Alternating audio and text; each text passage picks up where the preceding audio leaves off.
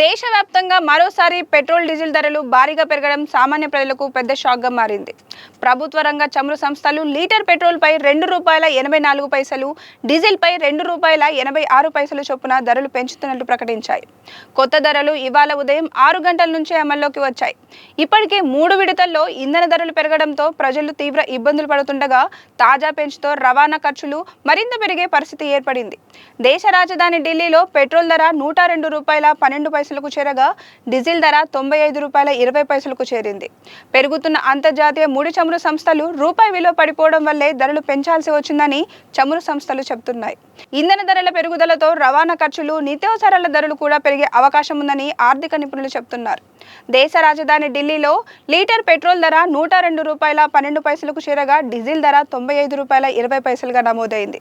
ఆర్థిక రాజధాని ముంబైలో పెట్రోల్ ధర ₹111.21 చేరగా డీజిల్ ధర ₹97.83 ఉంది. అలాగే చెన్నైలో పెట్రోల్ ధర ₹107.77 ఉండగా డీజిల్ ధర ₹99.55 పెరిగింది. వరుసగా పెరుగుతున్న ధరలతో వ్యక్తిగత వాహనదారులు మాత్రమే కాకుండా ట్రాన్స్పోర్ట్ రంగం కూడా తీవ్ర ఆందోళన వ్యక్తం చేస్తుంది.